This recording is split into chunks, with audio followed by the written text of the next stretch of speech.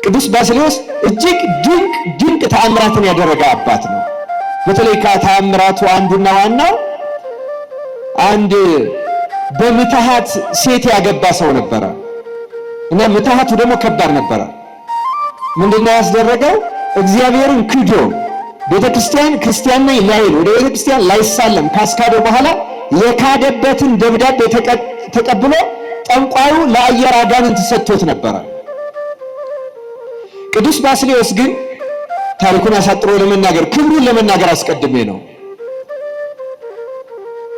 ሚስቱም እንግዲህ የታላቅ ሰው ልጅ ናት። እሷን ለማግኘት ነው። እሷን ካላገባ ብሎ በምትሃት እሱን እንድትወደው አስደረጎ ይህን አስፈጽሞ ሰይጣኑ ደግሞ እሱ የካደበትን ክርስቶስን የካደበትን ደብዳቤ ይዞ ተሰውሯል። ከረጅም ዘመን በኋላ ወደ ልቧ ስትመለስ ቤተክርስቲያን ሄዳ አለማወቋንና ለምን እንደማትሄድ ስትነግረው ስትዘበዝበው ስታስቸግረው መጨረሻ ላይ ነገራት። ከዚያ በኋላ ወደ ቅዱስ ባስልዮስ ይዛው ሄደች። ቅዱስ ባስልዮስ ነገሩን ከሰማ በኋላ ልትድን ትወዳለህ ያለው? አሁን እወዳለሁ አለ። እንግዲህ ልትድን ከወደድክ እኔ የምልህን ብቻ አድርጋለሁ። እሺ አለ። አንድ ቤት ወሰደና ልክ እንደዚህ የቤተክርስቲያን ግቢ ውስጥ እንደ መቃብር ቤት አንድ ክፍል ውስጥ ዘጋበት።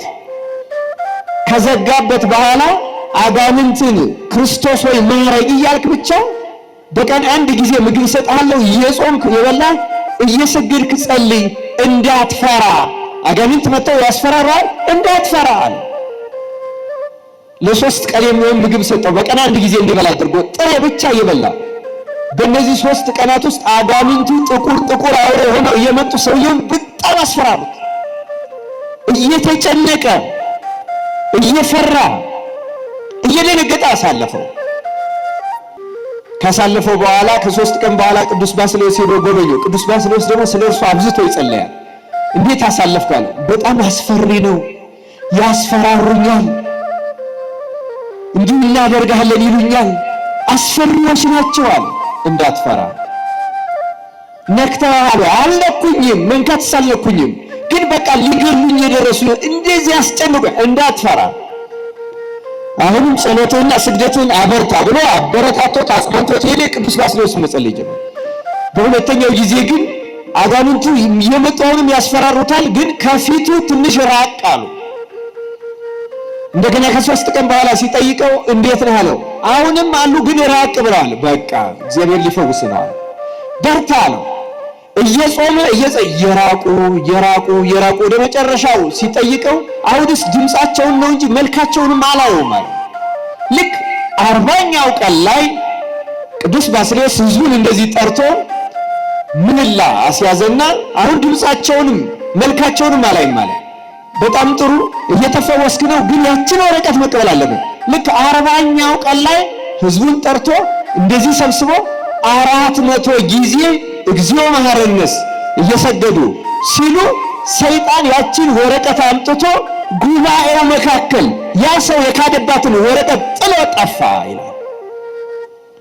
ከዚያ ለእሱ ስርየት ሰጥቶ ጸልዮ ቀድሶ አቁርቦ እንደዚህ ሰይጣን ተዋርሶት የኖረው ሰው እንዲህ አድርጎ የወሰዳትን ደብዳቤ አስመስሎ ያዳነው ቅዱስ ባስልዮስ ሌሎች ድንቅ ተአምራት አድርጓል።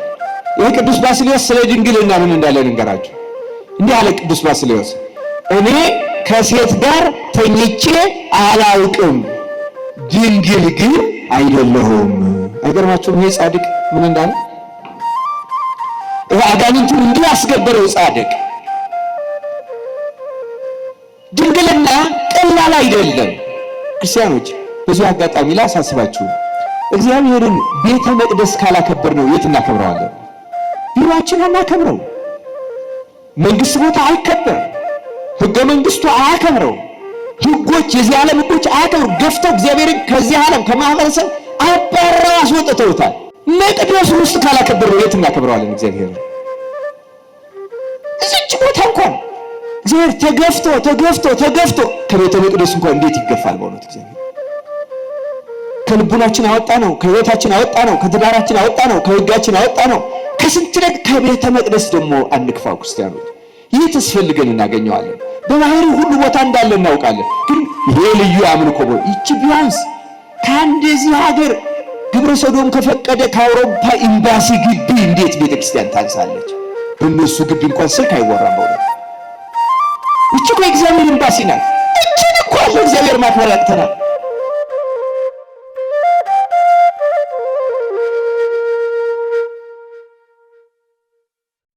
በስመ አብ ወወልድ ወመንፈስ ቅዱስ አሐዱ አምላክ። በስመ አብ ወወልድ ወመንፈስ ቅዱስ አሐዱ አምላክ። በስመ አብ ወወልድ ወመንፈስ ቅዱስ አሐዱ አምላክ አሜን። የጌታ ደስታ በሚል ርዕስ እንማማራለን። እግዚአብሔር አምላካችን ምስጢሩን ለሁላችን ይግለጥልን።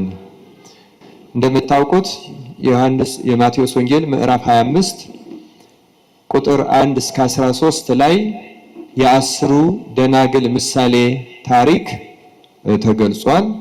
ከቁጥር 14 ጀምሮ ደግሞ የመክሊቱ ምሳሌ እና የዚህ ሳምንት መታሰቢያ የሆነለት የገብርኄር ታሪክን እዚህ ላይ እናገኘዋለን። ማቴዎስ ወንጌል ምዕራፍ 25 ሁለቱም ምሳሌዎች ጌታችን በደብረ ዘይት ስለ ዕለተ ምጽአቱ ካስተማረ በኋላ ፍርዱ ዳግመኛ መምጣቱና መፍራዱ የማይቀር መሆኑን የሚመጣ መሆኑን ሲመጣ ደግሞ እንዴት እንደሚመጣ ምልክቶቹን በተለይ ደግሞ የሚያሳስቱ ብዙ ሐሳውያን ነቢያት፣ ሐሳውያን ሐሰተኞች መምህራን፣ ሐሰተኞች ነቢያት ራሱ መሲሁ ክርስቶስ ነኝ ብሎ የሚመጣም ሐሳዊ መሲህ መኖሩንም አስጠንቅቆ በደንብ አድርጎ ከገለጸልንና በመጨረሻው ዘመን ከአመፃ ብዛት የተነሳ ፍቅር ምን ታደርጋለች? ከምልክቶቹ አንዱ ትቀዘቅዛለች። ለዚህ ነው የታለ ፍቅራችን እንግዲህ ለዚህ ጭምር ይመስለኛል የዘመረው። ይህን ብቻ አይደለም ግን የአስሩ ደናግል ምሳሌ የሚያስረዳን ይህንን ነው። ከአስሩ ደናግል አምስቱ ልባሞች፣ አምስቱ ሰነፎች ነበሩ ይላል። አምስቱ ምን ናቸው አለ? ሰነፎች። ሁለቱም አስሩም መብራታቸውን ይዘዋል። ልባሞቹ ግን ዘይት ጨምረው ይይዙ፣ ሰነፎቹ ደግሞ ዘይት አልያዙ። ዘይት የምን ምሳሌ ነው? ምዕመናን የፍቅር ምሳሌ ነው አይደለም እንዴ? ስለዚህ እነዚህ አምስቱ ደናግል የተኮነኑት ክርስቲያን ስላልሆኑ አይደለም። ደናግል ነው የሚለው ዝሙትን አያውቁትም። በነገራችን ላይ በመጽሐፍ ቃል ድንግል መባል በጣም በጣም ከባድ ቃል ነው። ክርስቲያኖች ይህንን በቅዱስ ባስልዮስ አነጋገር ብናየው ሊያስደነግጠን ይችላል።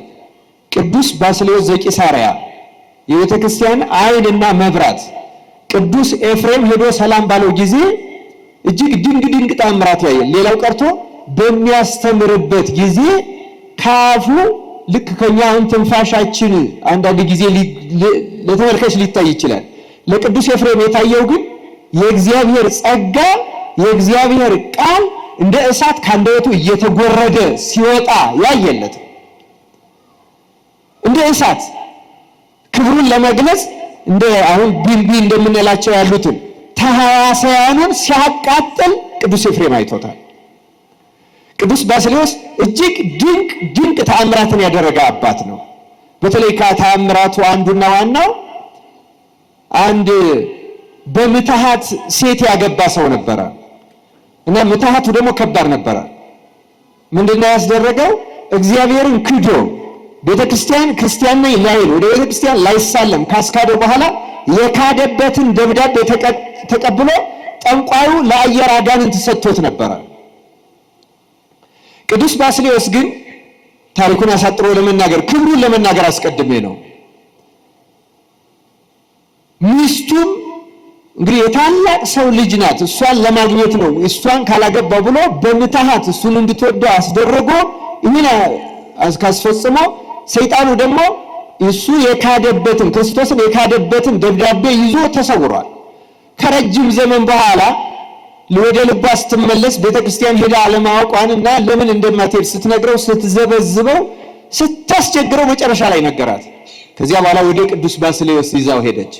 ቅዱስ ባስልዮስ ነገሩን ከሰማ በኋላ ልትድን ትወዳለህ ያለው? አሁን እወዳለሁ አለ። እንግዲህ ልትድን ከወደድክ እኔ የምልህን ብቻ አድርግ አለው። እሺ አለ። አንድ ቤት ወሰደና ልክ እንደዚህ የቤተክርስቲያን ግቢ ውስጥ እንደ መቃብር ቤት አንድ ክፍል ውስጥ ዘጋበት። ከዘጋበት በኋላ አጋንንትን ክርስቶስ ወይ ማረኝ እያልክ ብቻ በቀን አንድ ጊዜ ምግብ ሰጣለሁ እየጾምክ የበላህ እየሰገድክ ጸልይ እንዳትፈራ፣ አጋንንት መጥተው ያስፈራራል እንዳትፈራ አለ። ለሶስት ቀን የሚሆን ምግብ ሰጠው። በቀን አንድ ጊዜ እንዲበላ አድርጎ ጥሬ ብቻ እየበላ በእነዚህ 3 ቀናት ውስጥ አጋንንቱ ጥቁር አውሬ ሆነው እየመጡ ሰውየውን በጣም አስፈራሩት። እየተጨነቀ እየፈራ እየደነገጠ አሳለፈው። ካሳለፈው በኋላ ከ3 ቀን በኋላ ቅዱስ ባስልዮስ ሄዶ ጎበኘው። ቅዱስ ባስልዮስ ደግሞ ስለ እርሱ አብዝቶ ይጸለያል።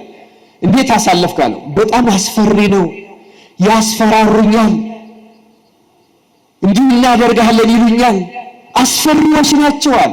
እንዳትፈራ። ነክተዋል? አልነኩኝም፣ መንካት ሳልነኩኝም፣ ግን በቃ ሊገሉኝ የደረሱ እንደዚህ ያስጨንቁ፣ እንዳትፈራ። አሁንም ጸሎትህና ስግደትህን አበርታ ብሎ አበረታቶት አጽናንቶት ሄደ። ቅዱስ ባስልዮስ መጸለይ ጀመረ። በሁለተኛው ጊዜ ግን አጋንንቱ እየመጡ አሁንም ያስፈራሩታል፣ ግን ከፊቱ ትንሽ ራቅ አሉ። እንደገና ከ3 ቀን በኋላ ሲጠይቀው እንዴት ነህ አለው። አሁንም አሉ ግን ራቅ ብለዋል። በቃ እግዚአብሔር ሊፈውስ ነው አለ። በርታ አለው። እየጾመ እየራቁ ወደ መጨረሻው ሲጠይቀው አሁንስ ድምፃቸውን ነው እንጂ መልካቸውንም አላየውም አለው። ልክ 40ኛው ቀን ላይ ቅዱስ ባስልዮስ ሕዝቡን እንደዚህ ጠርቶ ምህላ አስያዘና አሁን ድምፃቸውንም መልካቸውንም አላይም አለ። በጣም ጥሩ እየተፈወስክ ነው፣ ግን ያችን ወረቀት መቀበል አለብን።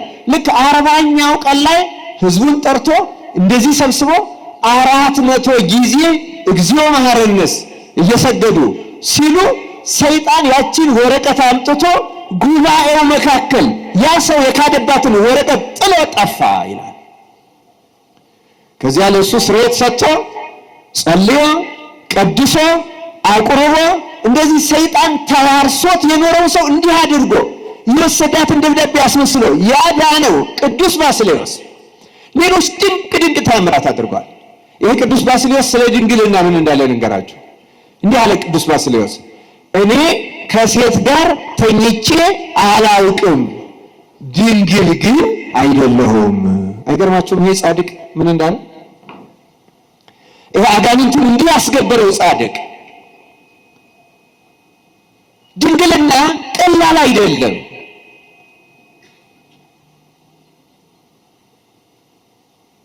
አንድ ብልት መጠበቅ ብቻ አይደለም፣ እጅግ ከዚህ ያለፈ ነው። ቅዱስ ዮሐንስ አፈወርቅ ራሱ ኦሪት ዘፍጥረት ምዕራፍ 24ን ሲተረጉም ስለ ርብቃ እንዲህ ብሎ ተጽፏል። ልጃገረዲቱም ወይም ርብቃ ወንድ የማታውቅ ድንግልም ነበረች ይላል። ወንድ የማታውቅና ድንግል ለምን ሁለቱን ተጠቀመ ይላል። ወንድ የማታውቅ የሥጋ ንጽሕና፣ ድንግል ማለት ሕሊና ያልባከነ፣ ይሄ ባሌም ይሆን ያላለች ከዚህ ጋር ቢተኛ ብላ ያልተመኘች ስለነበረች መጽሐፍ ወንድ የማታውቅ ድንግልም ያለው ደጋግሞ መናገር አይደለም። ሩካቤ አለመፈጸምና ድንግል መሆን ሁለቱ የተለያዩ ስለሆኑ ነው ይላል። ክርስቲያኖች አስተውሉ። ድንግልና ሰውነትን ከማጎስቆል ይበልጣል። ይልቁንም ሕሊናን ማስተካከል ይሻል። ለምሳሌ ንስሐ ዘማዊውን ድንግል ታደርጋለች እንላለን። እንዴት አድርጋ ነው ድንግል የምታደርገው ካል የሥጋ ድንግልና ይመለስለታል ማለት አይደለም። ግን እውነተኛ ንስሐ ገብቶ እውነተኛ እንባ አንብቶ ጸጋው ከተመለሰለት ያ ንስሐ የገባ ሰው አንድ ሕፃን ልጅ ሩካቤ ሥጋ ምን እንደሆነ አይምሮ እንደማያውቀው ከንስሐ የተነሳ ምን እንዳደረገ ድርጊት ኃጢአቱን ይረሳዋል ሳይሆን ሩካቤ ምን እንደሆነ እስካለማወቅ ድረስ ሕሊናው ንጹሕ ይሆንለታል ማለት ነው። ክርስቲያኖች እንደዚህ አይነት ንስሐ እግዚአብሔር በቸርነቱ ለሁላችን ያደለን። ስለዚህ ድንግልና የሕሊና ነው፣ የነፍስ ነው፣ የውስጥ ነው። ስለዚህ ተመልከቱ፣ ከ10 ደናግል 5ቱ ሰነፎች ማለት ተመልከቱ የሕሊና ድንግልና ኖሯቸው፣ ተመልከቱ የሕሊና ድንግልና ማለት እጅግ ታላቅ ንጽሕና ነበራቸው። ንጽሕና ኖሯቸው ተኮነኑ ማለት ያሳዝናል በእውነት። ምን አስኮነናቸው ካል ፍቅር ማጣት፣ ዘይት አለመያዝ። አይገርማችሁ? ይህን ረጅም ታሪክ ያስተረከኝ ክርስቲያኖች ደናግሉ ተኮነኑ። ወንጌል የሚነግረን ያ ነው። የገብርኤልም ታሪክ የሚነግረን ይሄን ነው። ገብረ አካይ የተኮነነው ሰው እኮ የተኮነነው አውጡት፣ በውጭ ወዳለው ጨለማ ጥርስ ማፈጨት ወዳለበት ጣሉት የተባለው ዝሙት ፈጽሞ ተገኝቶ አይደለም፣ ሰርቆ ተገኝቶ አይደለም፣ ሐሰት ተናግሮ ወይም ገድሎ ወይም የመሰለው ተናግሮ አይደለም። ክርስቲያኖች አንድ ነገር ተገኝቶበት ነው። ያም ስንፍና ነው። ምን ተገኝቶበት አልኳችሁ?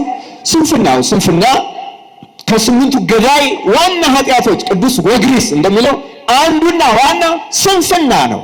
እግዚአብሔር የነፍስንም የሥጋንም ስንፍና ነቅሎ ይጣለልን።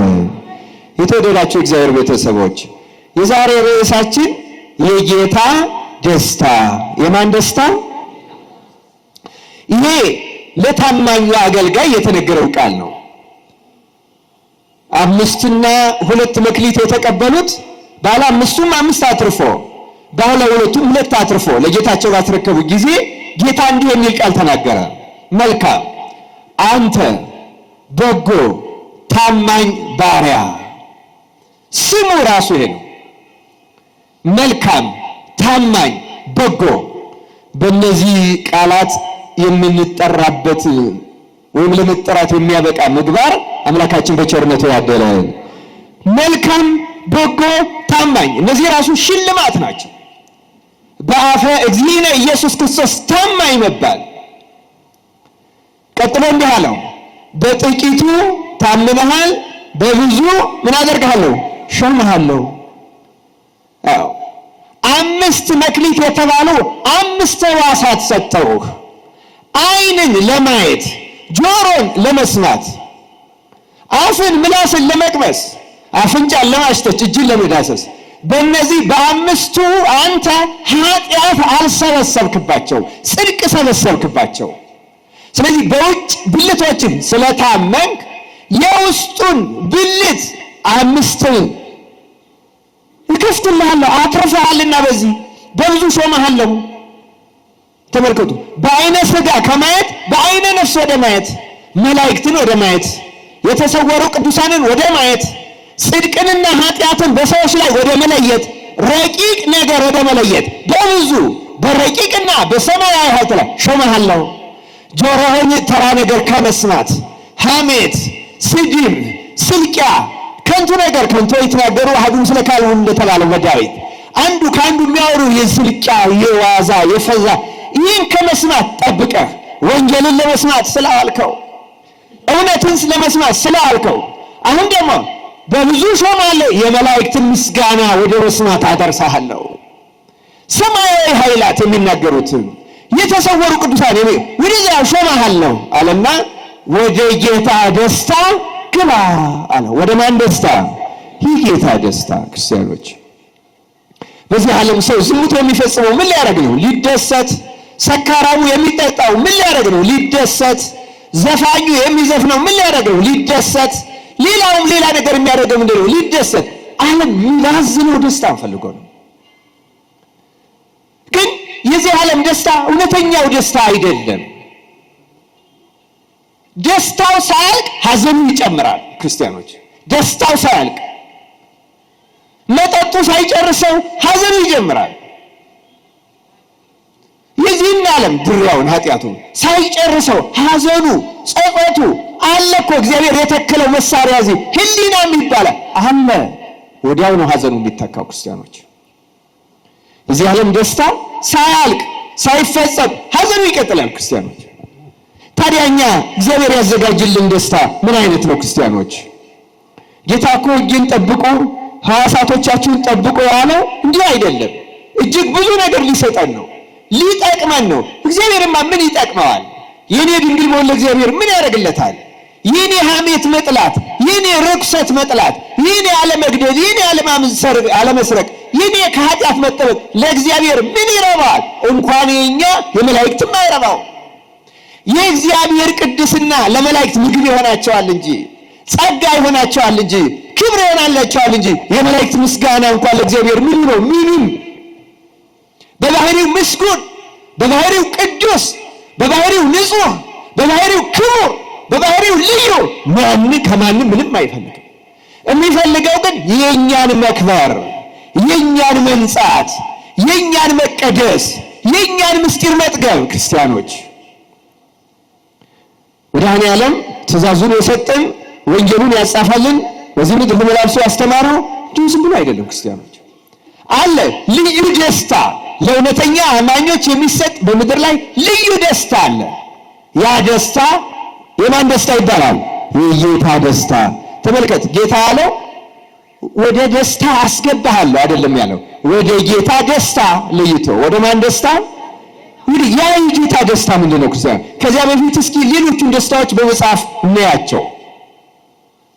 አንዳንድ ጊዜ በምድር ላይ ያለነው ሰዎች በእውነቱ በብዙ ምክንያቶች ልንደሰት እንችላለን፣ እንዲያው መልካም በሚመስል ነገር ሁሉ ማለት ነው። ለምሳሌ እዚህ የማርቆስ ወንጌል ምዕራፍ 4 ቁጥር 16 ላይ ታስታውሳላችሁ። ማቴዎስ 13 ላይ አለ፣ ሉቃስም ላይ አለ። የዘሪው ምሳሌ ዘሪው ሊዘራ ወጣ። ሲዘራም አንዳንዱ በመንገድ ዳር ወደቀ፣ አንዳንዱ በጭንጫ ላይ ወደቀ፣ አንዳንዱ በእሾህ ላይ ወደቀ፣ አንዳንዱ በለም መሬት ላይ አፈራ። ያም 30 60 100 አፈራ ይላል። በመንገድ ላይ ወደቀው ወፎች መጥተው ለቀሙት። በጭንጫ ላይ የወደቀውስ ምን ሆነ ይላል? ለጊዜው ምን ሆነ? በቀለ ይላል። አይደለም እንዴ? በቀለ ግን ፀሐይ በወጣ ጊዜ ጠወለገ፣ ስርም ስላልነበረ ደረቀ ይላል። እና ስለዚህ ሲናገር የሚናገረው ቃል አለ። በእውነቱ ተመልከቱ። እንዲሁም ይላል ጌታ ሲተረጉምላቸው ለሐዋርያቱ በጭንጫ ላይ የተዘሩት እነዚህ ናቸው፣ ቃሉን ሰምተው ወዲያው በደስታ ይቀበሉታል። በምን ይቀበሉታል? አንዳንድ ጊዜ እንደዚህ ቁጭ ብለን ስንማር፣ ስናስቀድስ፣ ስንዘምርም በደስታ ቃሉን ልንቀበል በደስታ ልንዘምር በደስታ ልናስቀድስ እንችላለን። አቤት የዛሬ ዝማሬ እንዴት ደስ ይላል ልንል እንችላለን። ግን ያ ደስታ ጌታ የሚወደው ደስታ አይደለም። የሚገርማችሁ ይኸው በቃለ እግዚአብሔር እንኳን መደሰት ማለት ነው። በቃለ እግዚአብሔር ደስ ተሰኝቶ መስማት እንኳን እግዚአብሔር የሚወደው ደስታ አይደለም። ለምን ካል ለጊዜው ወዲያው በደስታ ይቀበሉታል አለ። ለጊዜው ነው እንጂ በእነርሱ ስር የላቸውም። ኋላም በቃሉ ምክንያት መከራ ወይም ስደት በሆነ ጊዜ ወዲያው ይሰነካከላሉ። ከመሰነካከል እግዚአብሔር በቸርነቱ ይጠብቀን። ስሜታውያን፣ ይሄ ደስታ የስሜት ደስታ ይባላል። በስሜት እንደሰታለን፣ በስሜት ቤተ ክርስቲያን እንላለን፣ በስሜት ንግሱ እንላለን። ግን ወዲያው አንድ ካህን እንኳን አንድ መነኩሴ እንዲህ ያደረገ ሲባል ውይ የዚህን ዘመን ካህን ያሳየኝ ወዲያው ነው የምንሰናከለው። አይደለም የሶስተኛ የአራተኛው ክፍለ ዘመን ሰማዕታት የገጠማቸው መከራ ቀርቦ በትንሽ የተውት የእኛን የምእመናኑን ጌታ በወንጌል ሌላ የሚያስገርም ነገር ተናግሯል። ደቀ መዛሙርቱ ከእሱ ጋር እየዋሉ እያደሩ ስልጣንን ሰጣቸው። ምን እንዲያደርጉ? አጋንንትን እንዲያወጡ ሄዱ። ህዝቡን አስተማሩ። አጋንንትንም አውጥተው መጡና ደስ እያላቸው ጌታ ሆይ አጋንንት በስምህ ተገዙልን አሉት። ይህን ሲሉት ጌታ እንዲህ አላቸው፣ ነገር ግን መናፍስት ስለተገዙላችሁ በዚህ ደስ አይበላችሁ፣ ስማችሁ በሰማያት ስለተጻፈ ግን ደስ ይበላችሁ አላቸው ይላል። ስለ ቃሉ እግዚአብሔር ስሙ የተመሰገነ ይሁን። ይህን ሉቃስ 10 አጋንንት እንኳን እስከ ማውጣት ታምራት እስከ ማድረግ ብንደርስና በዚያ ብንደሰት ያን ደስታ እግዚአብሔር አይቀበለውም። አለመቀበል ብቻ አይደለም ጠቃሚም አይደለም። ይሁዳም አጋንንትን ካወጡት መካከል ነበረ፣ ግን አልጸናም። እነዚህ በሙሉ ጊዜያዊ ደስታ። አጋንንትን ማውጣት የሚሰጠው ደስታ እንኳን በእግዚአብሔር ፊት ድንቅ ነገር አይደለም። ክርስቲያኑ ታውቃላችሁ፣ ወደፊት ሐሳዊ መሲህ እኮ ራሱ ሲመጣ እጅግ ድንቅ ነገር ያደርጋል። አንድ ክርስቲያን እውነተኛ አማኝ በተአምራት አይደሰትም። ተአምራትን የማየት አይን ካለው በራሱ ሰውነት በየዕለቱ እግዚአብሔር ተአምራት ያደርጋል። በየዕለቱ ክርስቲያኖች እስኪ ልንገራችሁ፣ ከስጋውና ከደሙ መለወጥ በላይ ተአምራት አለ? አዎ። ስጋውና ደሙ ህብስትና ወይን አቅርበን በየዕለቱ ይለወጣል። በየዕለቱ ታምር አለ ቤተክርስቲያን ውስጥ በእያንዳንዱ ዕለት ቆጥረን ልንጨርሰው አንችልም ክርስቲያኖች። ስለዚህ በተአምራት ልንደሰት ይገባል። የሚያስደስተው እሱ እንዳለው ስማችሁ በየት ስለተጻፈ ተደሰቱ አለ፣ በሰማያት። ክርስቲያኖች ለሁላችን እግዚአብሔር በቸርነቱ ማስተዋልን ያደለን። አንዳንድ ጊዜ ደግሞ አንዳንድ ሰዎች በሀብታቸው፣ በህንጻቸው፣ በንብረታቸው፣ በመኪናቸው ሊሆን ይችላል፣ በኑሯቸው ተመስገን ያለኝ ብሎ ሊደሰቱ ይችላል። አንዳንድ ጊዜ እንዲያውም ሰፋ ያለ ሐሳብ ሁሉ አሁን ሀብቴ በዝቷል ይላል። እዚህ ሉቃስ ወንጌል ምዕራፍ 12 ላይ አንድ ባለጸጋ እንዲህ አለ ይላል፣ እንዲህ አደርጋለሁ፣ ጎተራዬን አፍርሼ ሌላ የሚበልጥ እሰራለሁ፣ በዚያም ፍሬንና በረከትን ሁሉ አከማቻለሁ። ነፍሴንም አንቺ ነፍሴ ለብዙ ዘመን የሚቀር ብዙ በረከት አለሽ፣ እረፊ፣ ብይ፣ ጠጭ፣ ደስ ይበልሽ ይላታል አለ ይላል። አንዳንዱ ሰው በመብል ደስ መሰኘት ይፈልጋል። ያማረጠ እየበላ የሚጾም እንኳን ሆኖ ከጾም ጥንቅቅ አድርጎ ከፍስክ የተሻለ ምግብ በመብላት የሚደሰት የሚረካ ሰው አለ። ሰውነታችን በመብል በመጠጥ ለጊዜው ልትደሰት ትችላለች፣ ግን ያ ደስታ በእግዚአብሔር ፊት እንደውም እግዚአብሔርን የበለጠ ያሳዝነዋል። እንዲህ ይላል ቃሉ ካነበብኩላችሁ በኋላ ቁጥር 20 ላይ እግዚአብሔር ግን አለ ይላል በመብል በመጠጥ የሚደሰተው አንተ ሰነፍ በዚህች ሌሊት ነፍስን ከአንተ ሊወስዷት ይፈልጓታል፣ ይህስ የሰበሰብከው ለማን ይሆናል አለው ይላል። ስለ ቃሉ የእግዚአብሔር ስም የተመሰገነ ይሁን። ስለ ሰበሰብነው መደሰት የለብንም፣ ስለ አጠራቀም ነው ክርስቲያኖች። ስለ መብል፣ ስለ መጠጥ፣ በልብስ በጌጥ መደሰት የለብንም ክርስቲያኖች። በተለይ በዚህ ዘመን ዓለም ጭንቅ ላይ ባለበት፣ ክርስቲያኖች በዓለም ላይ ጭንቅ ላይ ባሉበት፣ በሀገራችን በኢትዮጵያ በየዕለቱ ክርስቲያኖች በሚገደሉበት፣ በየቤቱ መለመን አፍሮ ረሃብ በእውነቱ ልክ እንደ መጋዝ አንጀቱን የሚያርደው ስንት ሰው በሞላበት በዚህ ዘመን እናት ለልጆቿ የምትሰጠው አጣ ነፍሷ በምትጨነቅበት፣ ረሃብ ሲጥላት አሞኝ እያለች ልጆቿን በምታጽናናበት በዚህ ዘመን ሰው እንዴት በመብል በመጠጥ ይደሰታል? አንተ ሰነፍ ይላል በመብል በመጠጥ የሚደሰተው። ይህ ደስታ ጊዜያዊ ነው፣ ከእግዚአብሔር ዘንድ ሰነፍ ፍርድ የሚያሰጥ ጊዜያዊ ደስታ ነው ይላል በመጽሐፋችን። ኖህም ተቀማጥሎ ነበረ፣ ተደስቶ ነበረ። ከደስታው ብዛት የተነሳ በሰፈሩ ያለ አንድ ምስኪን ሲያይ ለዓይኑ እንደ ቆሻሻ ሁሉ ነገር እያስደስተው ያ ምስኪን ስላየ ብቻ ያዝናል። ዛሬ አሁን ድሆችን ማየት የሚያስጠላቸው አለን። አንዳንዶች መኪናም ስንሄድ መኪና ላይ መጥተው ተለምነው መኪና ላይ ተንጠልጥለው የሚለምኑ ሁሉ የሚያማርሩ ሰዎች ልንኖር እንችላለን። እንደዚህ አይነት ልቡና ያለው ሰው ካለ እግዚአብሔር ማስተዋሉን ላይ አይደለም። አንዲት ክርስቲያኖች በእውነቱ አንሰቀቅ። በዚህ እንደ ሄሮድስም በዘፈን የሚደሰት ይኖራል። ሄሮድስ በደስታ ምክንያት ነው ዮሐንስ መጥምቅን አንገት ያስቆረጠው። ሰክሮ በደስታ በቃ ማልኩልሽ፣ ከመንግስቴ ሲሶ እንኳን ቢሆን ሰጥሻለሁ፣ ሄሮድያዳ የፈለግሽውን ጠይቂ አለ። በዘፈን ደስታ ሰክሮ ሴቶች ከወለዷቸው እርሱን የሚያክል የለም የተባለለት መጥምቁ ዮሐንስን አንገቱን አስቆርጦ የዘላለም ፍርድ ተቀበለ። እግዚአብሔር ከእንደዚህ አይነት ደስታ ይሰውረን። ክርስቲያኖች ይህ ሁሉ ደስታ አይደለም። የመብሉ የመጠጡ የጌጡ ደስታ አይደለም። ዘፈኑ ጊዜያዊ ደስታ ነው፣ መከራን የሚያመጣ ነው። ክርስቲያኖች ጌታ ያለን ወደ ጌታ ደስታ ግባ። ክርስቲያኖች በዚህ አጋጣሚ ላሳስባችሁ፣ እግዚአብሔርን ቤተ መቅደስ ካላከበር ነው የት እናከብረዋለን? ቢሮአችን አናከብረው፣ መንግስት ቦታ አይከበር፣ ህገ መንግስቱ አያከብረው፣ ህጎች የዚህ ዓለም ህጎች አያከብሩ። ገፍተው እግዚአብሔርን ከዚህ ዓለም ከማህበረሰብ አባረው አስወጥተውታል። መቅደስ ውስጥ ካላከበር ነው የት እናከብረዋለን? እግዚአብሔርን እዚች ቦታ እንኳን እግዚአብሔር ተገፍቶ ከቤተ መቅደስ እንኳን እንዴት ይገፋል? በእውነት እግዚአብሔር ከልቡናችን አወጣ ነው፣ ከህይወታችን አወጣ ነው፣ ከትዳራችን አወጣ ነው፣ ከህጋችን አወጣ ነው፣ ከስንት ከቤተ መቅደስ ደግሞ አንክፋው ክርስቲያኖች። ይህ ተስፈልገን እናገኘዋለን። በባህሪው ሁሉ ቦታ እንዳለ እናውቃለን። ግን ይሄ ልዩ አምልኮ ይቺ ቢያንስ ከአንደዚህ ሀገር ግብረ ሰዶም ከፈቀደ ከአውሮፓ ኤምባሲ ግቢ እንዴት ቤተክርስቲያን ታንሳለች? በእነሱ ግቢ እንኳን ስልክ አይወራም። በእውነት እቺ እኮ የእግዚአብሔር ኤምባሲ ናት። እቺን እንኳን ለእግዚአብሔር ማክበር ያቅተናል። እቺን እግዚአብሔር ለሁላችን ማስተዋሉን ያደለን። እና ደጋግሜ ሰምቼዋለሁ፣ ግን ማሳሰብ እየሰለቸኝ እየተውኩት ነበረ። ዛሬ አሁን ስልክ ባሰሙ ሰዎች እንዳትፈርዱባቸው፣ አልተነገራቸውም፣ ልማድም አላደረጉትም።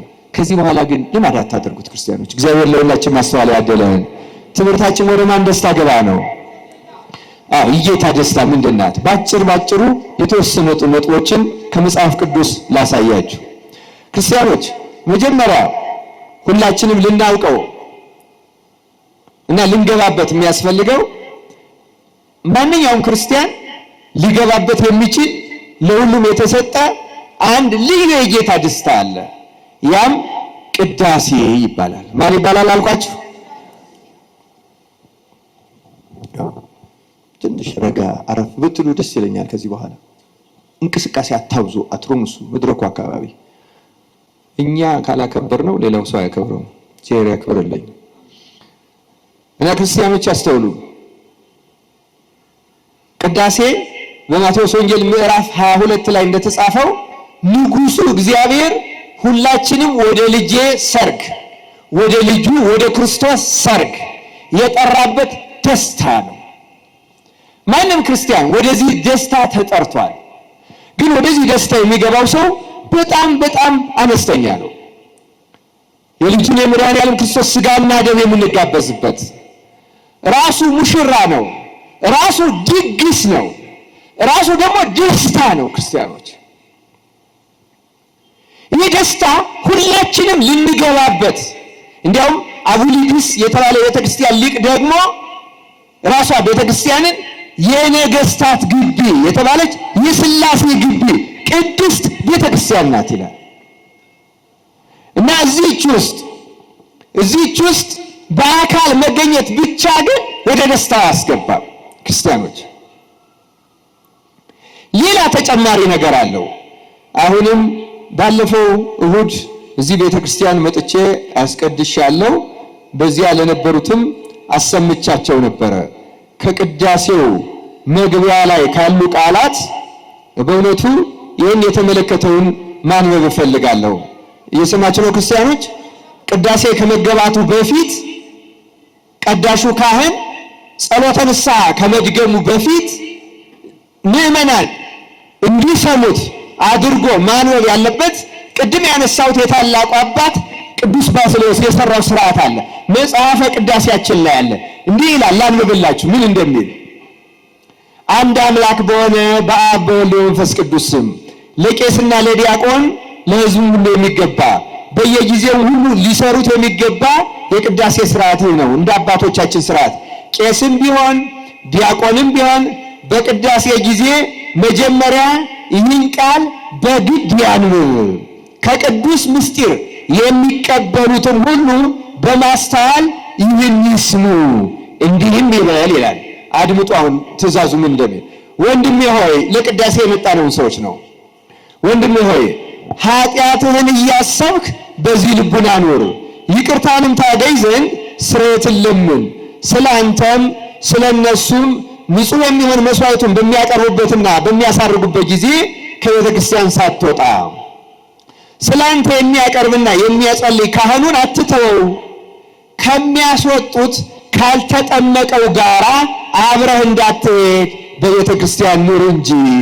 እንዲህ የተባለው ስርዓቱ የተሰራው ድሮ ንዑሰ ክርስቲያን የሚባሉ ትልልቅ ሰዎች ይማሩና 3 ዓመት ሲሞላቸው ይጠመቃሉ። እስኪጠመቁ ድረስ ግን ጻኡ ንዑሰ ክርስቲያን እስከሚባል ቅዳሴውን ይሳተፋሉ። እስከዚያ ያለው አስተምሮ ስለሆነ በዚያም እስከዚያ ባለው በቃሉ ይቀደሳሉ፣ ይነጻሉ።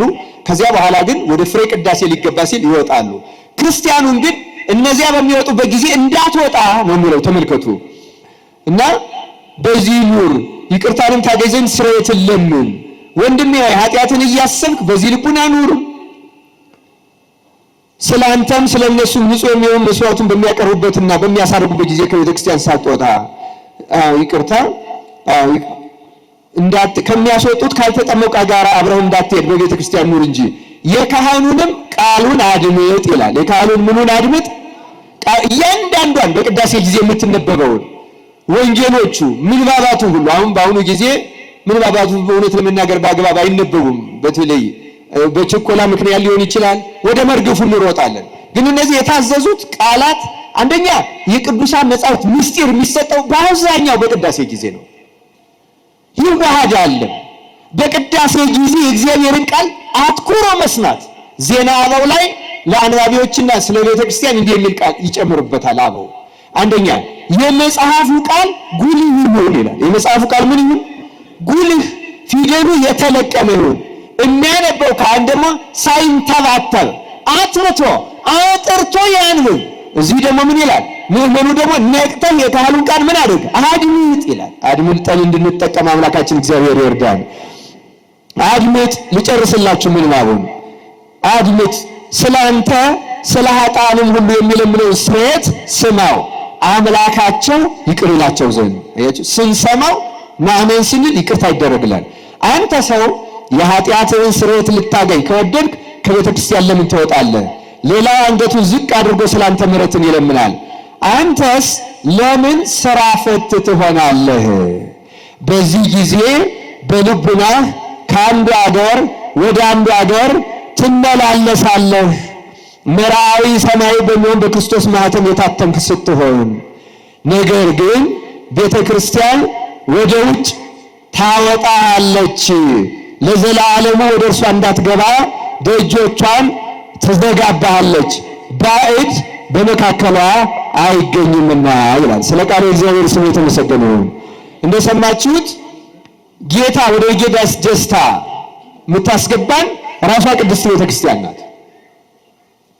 በቅዳሴው ጊዜ ለምን ሥራ ፈት ሆነህ ትቆማለህ ይልና ልቡናህን ከአንዱ ሀገር ወደ አንዱ ሀገር ለምን ልብህን ታባክናለህ? አንዴ ቤትህ ትገባለህ፣ አንዴ ሥራ ቦታ ልትገባ ትችላለህ፣ አንዴ ሌላ ልብህ እንዲህ ከሆነ ነው የሚለው። ልብህን የምታባክን ከሆነ ቤተ ክርስቲያን ቆመህ እንኳን እየቀደስክም ብትሆን ልቡና ከእግዚአብሔር ከተለየ ቅድስት ቤተ ክርስቲያን ደጆቿን ትዘጋባሃለች። ሁሌ የሚሰለች ይሆናል፣ ይደክምሃል፣ ትቅመደመዳለህ። ምክንያቱስ ቤተ ክርስቲያን ወደ ውጭ አውጥታ ጥላህ። ይኸው ተመልከቱ ከቅጽሩ ከይቅርታ ጋር ግን ማይጠንት እንደው አባቶች በዝማሬ ጊዜ ማይጠንትና ዝማሬ እንደ ከይቅርታ ጋር በጣም ማይጠንት ከዝማሬ ጋር ነው መጽሐፉም የሚለው ሥርዓቱ። ክርስቲያኖች አድምጡ፣ አስተውሉ። እግዚአብሔር ማስተዋላችን ላይ ይንጠቀም በእውነቱ እና አስተውሉ። ቤተክርስቲያን ደጇን ትዘጋለች እና ከጌታ ደስታ ውጭ እንቀራለን። አስተውሎ የሚቀድሰውን ግን መንፈስ ቅዱስ ያስገባዋል። ወደ ምን ያስገባዋል? ወደ ጌታ ደስታ ያስገባዋል። ምስጢሩን ይሰማል፣ ስርየትን ይለምናል፣ ያገኛል። እግዚአብሔር መንፈስ ቅዱስ ወደማይነገር የልብ ደስታ ውስጥ ያስገባዋል። ሥጋውን ደግሞ ቢቀበል ይዋሃደዋል፣ ይለውጠዋል፣ ያከብረዋል፣ ያነጻዋል። እንዲሁ በልማድ አይደለም መቀበል ያለብን ክርስቲያኖች። መጀመሪያ ሕሊናን ልቡናን ማስተካከል መግራት አስፈላጊ ነው ክርስቲያኖች። እግዚአብሔር አምላክ ለሁላችን ማስተዋሉን ያደለን። ክርስቲያኖች እውነተኛ ደስታ ያለው ቅዳሴ ውስጥ ነው። ክርስቲያኖች የቅዳሴን ጣዕሙን የለመዱት ገስግሰው ሲሆን ኪዳን ሳይደረስ ካልሆነ ደግሞ ቅዳሴ ከመገባቱ በፊት በተመስጦ ሆኖ ነቅቶ ተግቶ እያንዳንዷ ቃል የምታነጻ ናታ። ከዚያ ነፍሳችን እያነጻ ይሄ በለመደብንና አልሸነፍልን ያለው መንፈስ ሁሉ በራሱ በክርስቶስ ኃይል እንዲህ አይነት ምክንያቱም ከግል ጸሎት ከማንኛውም ሰው ጸሎት በላይ ቅዳሴ የመጨረሻው ክርስቲያኖች ለምሳሌ ቅዳሴ ከተቀደሰ በኋላ በተቀደሰበት ቤተ መቅደስ ላይ አንድ ካህን ወዲያው ልጆቹን ሰብስቦ አንድ አቡነ ዘበሰማያት እንኳን ቢሰጥ ከስልጣኑ ይሻር ነው የሚለው። ምክንያቱም ቅዳሴ ክርስቶስ የተሰየመበት ነው። ከቅዳሴ በኋላ ሌላ ቦታ ይችላል፣ ራቅ አድርጎ ይችላል። እዚህ ጋር ግን አይቻልም። ምክንያቱም ሊቀ ካህናት ኢየሱስ ክርስቶስ የተሰየመበት ራሱ ሙሽራ የሆነበት ራሱ መብል መጠጥ ድግስ የሆነበት መላእክት ተገኝተው ሰራዊተ መላእክት ለመድኃኔዓለም ይቀውሙ ቅድሚያው ለመድኃኔዓለም እናመሰግንበት ሰላም ለኪ እመቤታችን ሙሉ ቅዱሳን የሚገኝበት በአማናዊቷ ቤተክርስቲያን ሙሉ ሆና የምትገኝበት እጅግ ልዩ የደስታ ቅጽበት ማለት ቅዳሴ ነው። ክርስቲያኖች እውነተኛው ለዚያ ነው ሰዓታት ማህሌት ማንኛውም ጸሎት ከቅዳሴ በፊት ነው እንጂ በኋላ የለም ኖሮም አያውቅም። ምክንያቱም ቅዳሴ ማህተም ነው፣ የመጨረሻው ነው እና ለሚያውቁ ደግሞ እዚህ ፍጹም ደስታ ውስጥ ይገባሉ። ባለፈው ላስቀደሱት ነግሬያቸዋለሁ። ግብጾች ምን ያደርጋሉ? የድሮ ቅዱሳንን ተአምር ብቻ ሳይሆን አሁን የሚደረግላቸውን ተአምራትም ይመዘግባሉ። አሜሪካ ውስጥ አንዲት በጣም ቅዳሴ የምትወድ የሁለት ሰዎች ነው በእርግጥ ያነበቡት ቅዳሴን የጌታ ደስታ መሆኑን አምነው የሚያስቀድሱ የሁለት ግብፃዊ ክርስቲያኖች የምእመናንን ገድል ጽፈውታል። የሴቲቱ ምንድነው? ትልቅ እናት ናቸው። ቤተ ክርስቲያን ከተከፈተ እኔ ቀድሜ መግባት አለብኝ የሚሉ ጉጉት ያላቸው ክርስቶስን አጥብቀው የሚወዱ የጌታን ደስታ የሚሹ ናቸው እና ሰዓት ሳያዩ ነግቷል ወይም ሰዓቱ ደርሷል ብለው ካህናት ቤተ ክርስቲያኑን በማይከፍቱበት ሰዓት ቀድመው ይገኛሉ። እግዚአብሔር ልቦናቸውን ስለሚያውቅ ቤተ መቅደሱን መላእክት ይከፍቱላቸው ነው ይገባሉ። እሳቸው ግን መላእክት መሆናቸውን አያውቁም። ከቄሶቹ አንዱ የከፈቱላቸው ነው የሚመስላቸው። ይገባሉ። ካህናቱ ጸሎት የያዙ ይመስላቸዋል። የመላእክት ምስጋና ውስጥ ተሳታፊ ያደርጋያቸው የጌታ ደስታ ማለት። በኋላ ቄሶቹ ሲመጡ ገብተው ያገኟቸዋል። ቄሶቹ በቁልፉ ከፍተው ነው የሚገቡ። እንዴት ገባሽ ይሏቸው። እንዴ እናንተ አይደላችሁ ብለ ከፍታችሁ አስገባችሁ ይላሉ። መላእክት መሆናቸውን አያውቁም እሳቸው።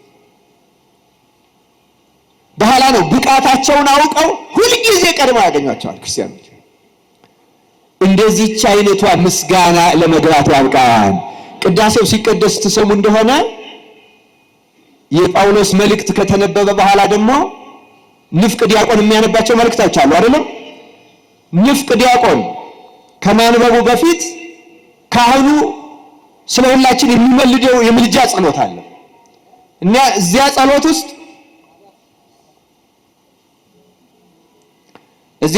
ውስጥ እንዲህ የሚል ቃል አለ። ወደ ልዩ የምስጋና አዳራሽ እንድንገባ አደለን። ወደ ምን እንድንገባ አደለን? ወደ ልዩ የምስጋና ያቺ የምስጋና አዳራሽ ሥላሴ ወይም መንፈስ ቅዱስ ብቻ የሚከፍታት ለበቃ ለታደለ ሰው እዚሁ ቤተ መቅደስ ቆሞ የሚገባባት ናት። ክርስቲያኖች ወደዚያች እንድንገባ ያደለን ያቺ ናት የጌታ ደስታ ክርስቲያኖች። ሁለተኛው ደግሞ ግብፃዊ እንዲሁ ቅዳሴን በጣም የሚወድ ስጋውን ደሙን የሚቀበል ንቃት ትጋት ያለው እና በጣም ትጋቱን አየና ሰይጣን ሊፈትነው ፈለገ። እግዚአብሔርን ፈቀደለት። አመጣና የአከርካሪ የጀርባ የአከርካሪ አጥንት ካንሰር ሰጠውና ሽባ ሆኖ በዊልቸር የሚሄድ ሆነ ይላል። በኋላ ያለቅሳል። ከሁሉ የሚያስለቅሰው ቆሞ ማስቀደስ ሳልችል ቀረው ብሎ እንዴት በዊልቸር ተቀምጬ አስቀድሳለሁ እያለ ያለቅሳል ሁሉ። ከዚያ በኋላ በዊልቸር መውሰድ ቤተሰቦቹ ሰለቹ።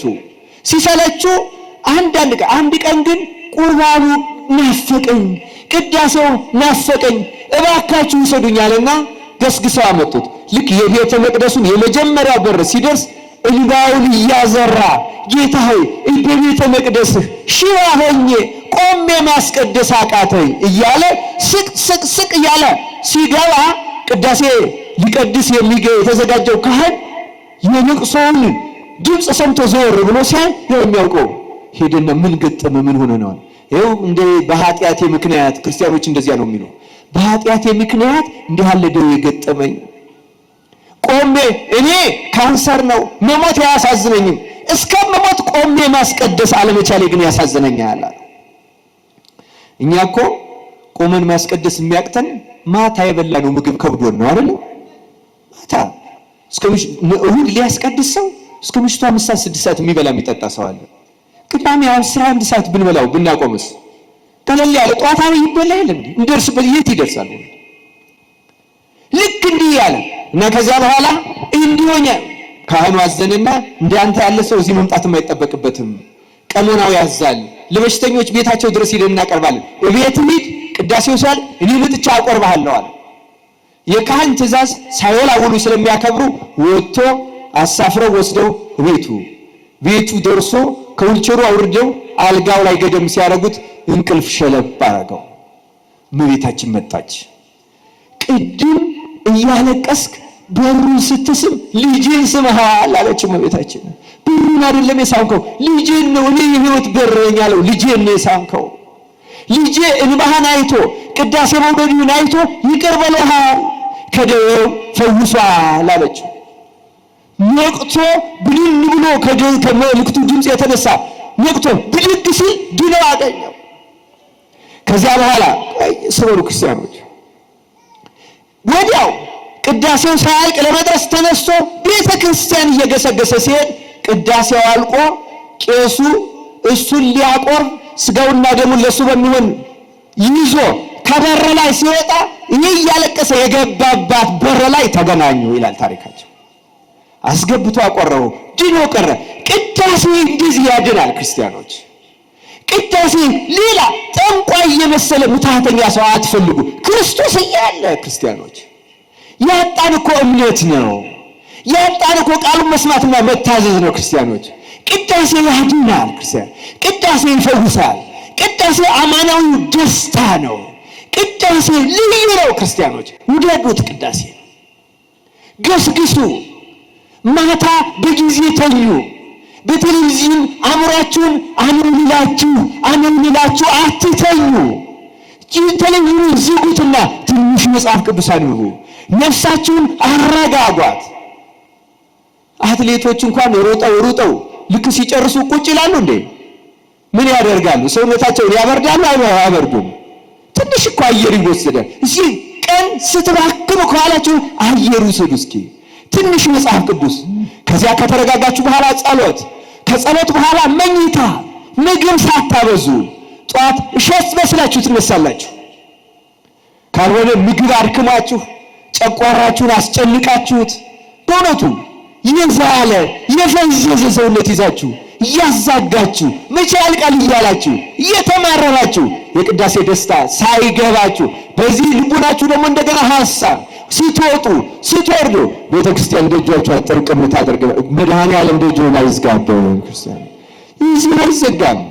ስርዓቱን ጥሰን እየገባን ነው። አሁን መንፈስ ቅዱስ ግን ይዘጋል ክርስቲያኖች። አማናዊ የጌታ ደስታ የተባለው ለአንድ ክርስቲያን ነው ክርስቲያኖች። ወደዚህ ደስታ እንድንገባ አምላካችን እግዚአብሔር በቸርነቱ ያደረን። ሰዓቱ ገፋ ብሏል። ተወሰኑ ነጥቦችን ግን ትንሽ ማከል አለብኝ። ሁለተኛ የጌታ ደስታ የተባለው ቅዱሳት መጻሕፍትን እግዚአብሔር ሲገልጻቸው ምስጢራቸው ሲገባን የምናገኘው የነፍስ ደስታ አለ። ወደ ጌታ ደስታ ግባ ማለት ያ ነው። ስሜት አይደለም፣ ሞራል አይደለም፣ ከመንፈስ ቅዱስ የሚገኝ ደስታ። እንዲያውም አንዳንድ ጊዜ ታስታውሳላችሁ የሉቃስ ወንጌል ምዕራፍ 24 ላይ እንደተጻፈው ሉቃስና ቀለዮጳ ከኢየሩሳሌም ወደ ኤማሁስ ሲሄዱ ጌታ በመንገድ ላይ ተገኘና መጽሐፍትን ቃል ይተረጉምላቸው ነበር ይላል። ከዚያ ሲመሽ አብረን ግባ አሉት። አብሯቸው ገባ። ማዕዳቸውን ባረከ። የተባረከውን ሲበሉ አወቁት ይላል። ዓይናቸው በራ። ከዚያ በኋላ እንዲህ አሉ ይላል፣ ለካስ የመጽሐፍትን ቃል ሲከፍትልን ልቡናችን ይቃጠል የነበረ ጌታ ስለነበረ ነው አሉ። በመጽሐፍት ቃል ልቡናችን የሚያቃጥል ደስታ እንሰማለን እኛ። መጽሐፍት ምስጢራቸው ሲገለጥ እግዚአብሔር እኮ ይገልጻል ክርስቲያኖች።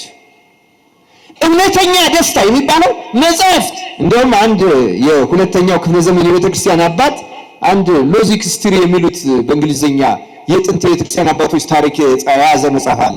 እዚያ መጽሐፍ ላይ አንድ አባት ጌታን እንዲህ ብሎ ጠየቀው ይላል፣ ጌታ ሆይ በመንግስት ሰማያት የሚጠብቀን ደስታ በምድር ላይ መጽሐፍ ቅዱስን ስናነብ ስንሰማ ከምናገኘው ደስታ ይበልጣልን ብሎ ጌታን ጠየቀው ይላል። ምን አይነት ደስታ አግኝቶ ነው መጽሐፍ ቅዱስ ሲያነብ ክርስቲያኖች?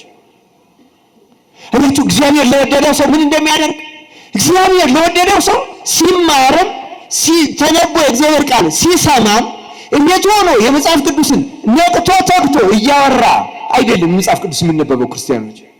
1 ደቂቃ ይበቃቸዋል፣ ቢበዛ 5 ደቂቃ።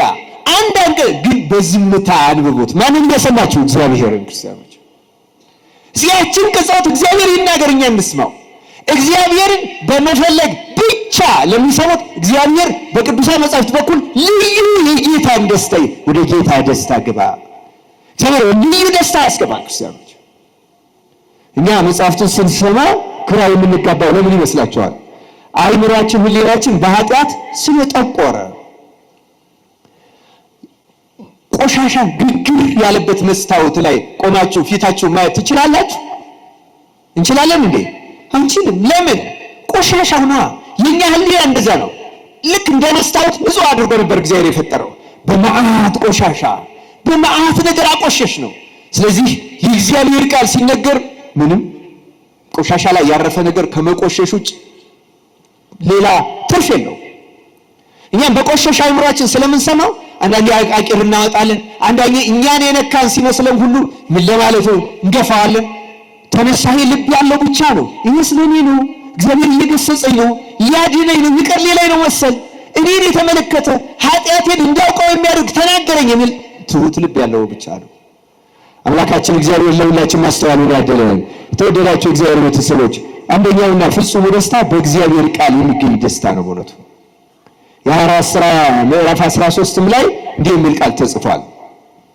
ጳውሎስና በርናባስም ገልጠው የእግዚአብሔር ቃል አስቀድሞ ስለእናንተ ይነገር ዘንድ ያስፈልጋል፣ ከገፋችሁትና የዘላለም ሕይወት እንዳይገባችሁ በራሳችሁ ከፈረዳችሁ ግን እነሆ ወደ አሕዛብ ዘወር እንላለን። እንዲሁ ጌታ እስከ ምድር ዳርቻ ድረስ ለማዳን ትሆን ዘንድ ለአሕዛብ ብርሃን አድርጌሃለሁ ብሎ አዞናልና አሉ። አሕዛብም ሰምተው ደስ አላቸው፣ የእግዚአብሔርንም ቃል አከበሩ። ለዘላለምም ሕይወትም የተዘጋጁ ሁሉ አመኑ። ይህ ጌታም ቃል በአገሩ ሁሉ ተስፋፋ ይላል። በእኛም አገር የጌታን ቃል ያስፋፋል። መቼ? ምዕመናን ልክ እንደነዚህ ሰዎች አምነው ደስ ብሏቸው ሲቀበሉት። እግዚአብሔር በመጻሕፍት የሚገኘውን ደስታ አምላካችን በቸርነቱ ለሁላችን ያደለን። ክርስቲያኖች በእውነቱ ማርያም መልካሙን ዕድል መረጠች የተባለችው እህት አልዓዛር እኮ በእግዚአብሔር ቃል ስለምትደሰት ነው። የተዘጋጁና ልቡናቸውን የከፈቱ ሁሉ በዚያ ደስ እንዲላቸው እግዚአብሔር ያደርጋል። እኛንም እግዚአብሔር በቸርነቱ ወደዚያ ደስታ ያስገባል። አንድ ነገር ጨምሬ ትምህርቴን አጠቃልላለሁ። ክርስቲያኖች እውነተኛ የእግዚአብሔር ደስታ ብዙ ነጥቦች አሉኝ፣ ሰዓቱ ስለሄደ ብቻ ነው። በእውነቱ አንደኛውና ዋናው የክርስቲያኖች ደስታ በመከራ ውስጥ የሚገኝ ደስታ ነው። በምን ውስጥ የሚገኝ ደስታ አልኳችሁ? ሰው ከእግዚአብሔር ጋር ከሆነ እግዚአብሔር በመከራ ያለ ያጽናናዋል። በልቡ ውስጥ ልክ እንደተሸለመ እንደከበረ ሰው ወይም ከዚያ በላይ እንዲሰማው አድርጎ ልዩ ደስታ ይሰጠዋል። ራሱ ጌታ ሲያዘን ሰዎች ሲነቅፋችሁና ስለናንተ ክፉን ሁሉ ሲናገሩባችሁ ደስ ይበላችሁ ብሏል አላለም? ለምንድን ነው ደስ ይበላችሁ አለ? እወቁት፣ በዚያ ውስጥ አንደኛ የምታገኙት የኃጢአት ስርየት አለ። ምን አለ? የኃጢአት ስርየት። በደስታ የምትቀበሉት ከሆነ ደግሞ በመከራ ውስጥ ወደሚገኝ ደስታ ራሱ ክርስቶስ ያስገባቸዋል። ያለንበት ቤተክርስቲያን የቅዱስ እስጢፋኖስ ቤተክርስቲያን ነው። ቅዱስ እስጢፋኖስ በተወገረ ጊዜ ጌታ ሆይ ምን አለ? ምን አለ ቅዱስ እስጢፋኖስ? ተመልከቱ፣ ክርስቶስ በሱ ውስጥ ባይሆን ቅዱስ እስጢፋኖስ እንደዚህ ማለት ይችላል? የማንም ሰው ሰውነት እኮ ሕማም ይሰማዋል አይደለም እንዴ? ግን ተመልከቱ፣ ሰዎች ከጌታ ጋር ሲሆኑ ልክ በቤተ መቅደስ ውስጥ እኮ በስነ ስርዓት ልብስ ተክኖ ለብሶ የሚጸልይ ነበር የሚመስለው ቅዱስ እስጢፋኖስ። በረከቱ ይደርብንና ጌታ የሚያደርጉት አያውቁምና ይቅር በላቸው። በእርግጥም አያውቁም፣ ስለማያውቁም ነው። በዚያች ቅጽበት ቀና ሲል ቅዱስ እስጢፋኖስ ማንን ያየው? ማንን ያየው? በማን ደስታ ውስጥ ነው? በእግዚአብሔር ደስታ ውስጥ ነው። ክርስቲያኖች ለሱ እኮ ቅዳሴ ነው፣ ለነሱ እየገደሉ ነው። ለቅዱስ እስጢፋኖስ ግን የገፋ ሰዓት፣ ሥላሴን ያየባት ሰዓት። ሌላ ጊዜ እኮ ሥላሴን አላየም። በተወገረባት ጊዜ ግን ሥላሴን አየ። ክርስቲያኖች ጻድቃን ሰማዕታት ሰዎች ስላልሆኑ እኮ አይደለም 7 ዓመት ጊዮርጊስ የተሰቃየው የተፈጨው የተደቆሰው። ክርስቲያኖች እንደዛ እኮ አይደለም። ግን በመከራቸው ቅጽበት ልዩ የመንፈስ ቅዱስ ጸጋ ይሰጣቸዋል። ህማማቸው እንዳይሰማው ታስታውሳላችሁ። ሰለስቱ ደቂቅ እሳቱ ውስጥ ሆነው እሳቱ ተሰምቷቸው ማን ያን ያደረገው? እግዚአብሔር ልዩ ደስታ ውስጥ ያስገባቸዋል። ሰለስቱ ደቂቅ የዘመሯቸው 2 መዝሙሮች ዛሬ በሰንበት እንጸልያቸዋለን። መዝሙረ ሰለስቱ ደቂቅ አይደለም እንዴ? አንዱ 6 ኃይለ ቃል ነው፣ አንደኛው 33 ኃይለ ቃል ነው። 33ቱ በጌታ ዕድሜ፣ 6ቱ በ6ቱ ቃላተ ወንጌል ምሳሌ። ለምን የሰጋውን ልዩ መቅደስ ውስጥ አስገባቸው። ልዩ ደስታ፣ ልዩ ምስጢር ገለጸላቸው። የጨርቃቸው ሰናፊል እንኳን ሳይነት መከራ ውስጥ ልዩ ደስታ አለ ክርስቲያኑ። ያሁን የኛ ዘመን ክርስቲያኖች ግን የዚህ ተቃራኒ ሆነናል። ክርስትናን እንዲያውም የመከራ ማስወገጃ እግዚአብሔር እንዳያመጣብን፣ እንዳያገናኘን፣ እንዳይገጥመን ነው የምንፈልገው። የድሮዎቹ ወደው ፈቅደው እንዲያል መከራ መቀበል ነው። አሁን ደግሞ እንዳይመጣ እና እንዲህ አይነቱ ክርስትና መስቀል አልባ ክርስትና ይባላል። ምን አልባ ክርስትና አልባችሁ? አሁን የፕሮቴስታንቶች ለምሳሌ መስቀል አልባ ነው። መስቀል አልባ ማለት ጌታ ያስደስታል፣ ያዘንጣል፣ ሀብት ንብረት ይሰጣል፣ እንደዚህ ያደርጋል ነው። እንዲህ አይነት ክርስትና በታሪክም በመጽሐፍ ቅዱስም መቼም ኖር አያውቅም። ያ መስቀል አልባ። አሁን እኛ ኦርቶዶክሱ ራሱ እንደዛ መስቀል አልባ ክርስትና የለው ኖሮ ማያውቅ። ክርስቲያኖች ክርስትና መስቀል ነው፣ አርማውም መስቀል ነው። ክርስቲያኖች አሁን እኛ ኢትዮጵያውያን በጣም ሀገራችን ከመውደዳችን የተነሳ መውደድ እንኳን ላይሆን ይችላል፣ ባንዲራ በጣም በረጅሙ መስቀል ለምደናል። አሁን ታውቃላችሁ አይደለም? ነው አይደለም?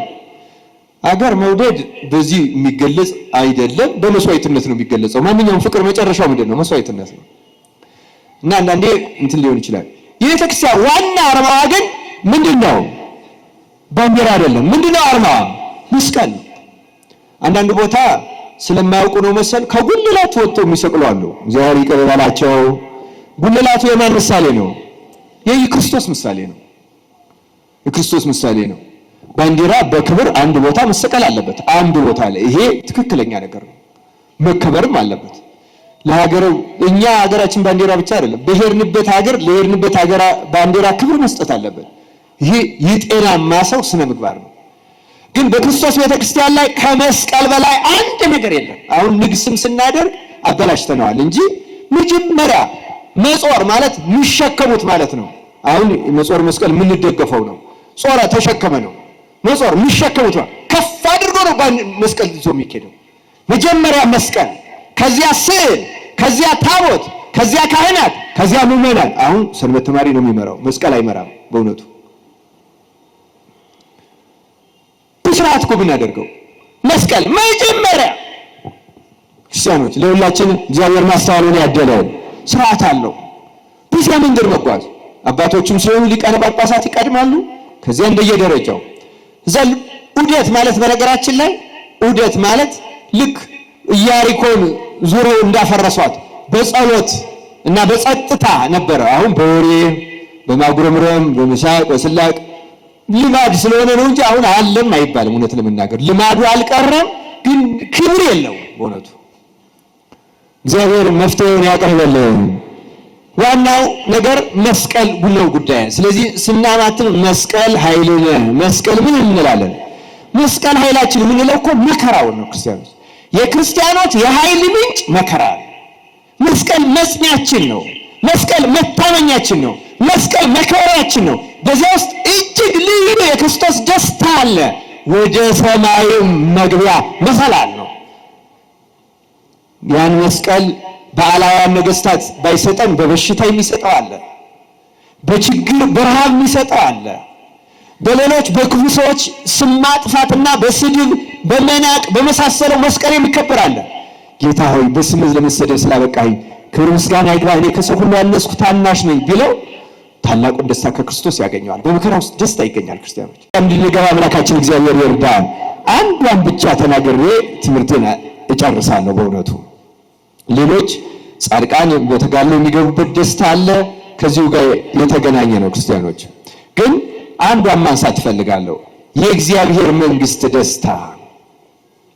ጸሎትም ስንጸልይ አባታችን ሆይ በሰማያት የምኖር ስምህ ይቀደስ እንልና ምን ትምጣ እንላለን? መንግስት። የእግዚአብሔር መንግስት በምድር ትመጣለች።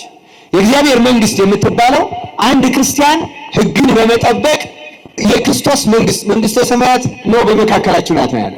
ለሚፈልጋት ሰው በምድር ላይ ነው የምትሰጠው መንግስተ ሰማያት። የምትጀምረው ከምድር ነው። ያቺ ምንድን ናት?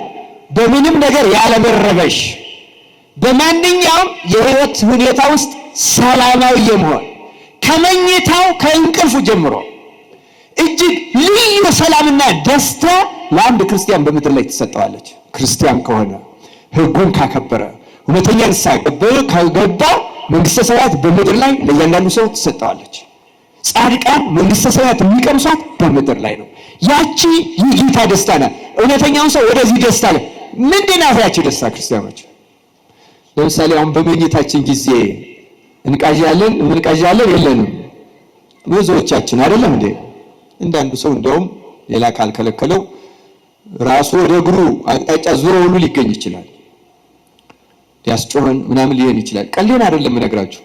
አሁን ክርስትና በተግባር ብንኖረው ይሄ ሁሉ እንደሚጠፋ ታውቃላችሁ። መኝታችን ራሱ ክርስቶስ ሰላም ያደርገው።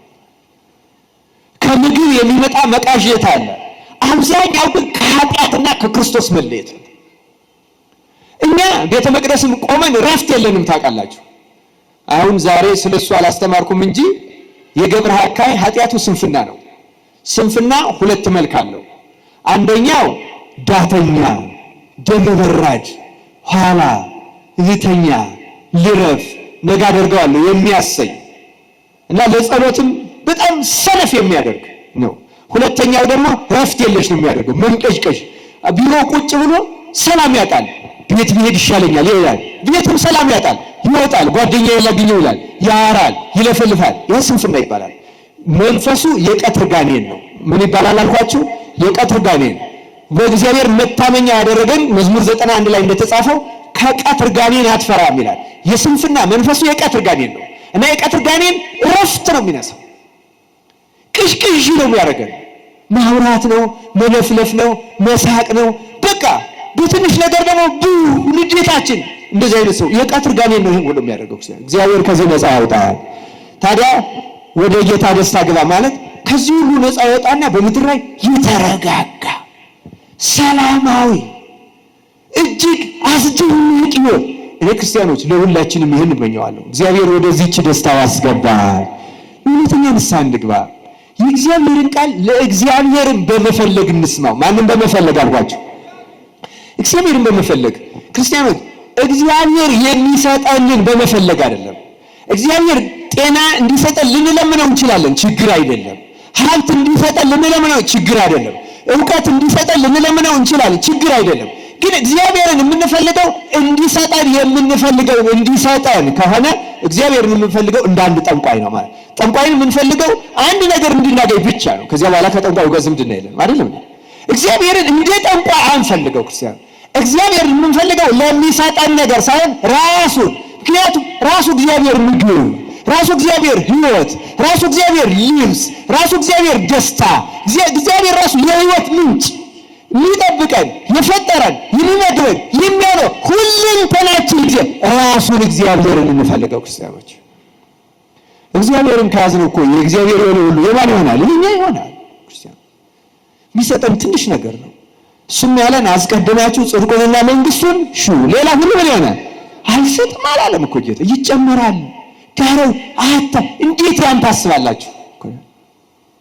እንደው ስለ መብልና ስለ ልብስ ለምን ትጨነቃላችሁ? እንዴት ትጨነቅ? ምን ብትጠረጥሩ ነው እኮ። አሁን እግዚአብሔር በዚህ ይጠረጠራል? ይታማል? እግዚአብሔርን አምነነው በዚህ ምድር እውነተኛውን ሰላም ለማግኘትና በሱ ደስታ ለመኖር ያብቃን። ይቆየን። ወስብሐት ለእግዚአብሔር።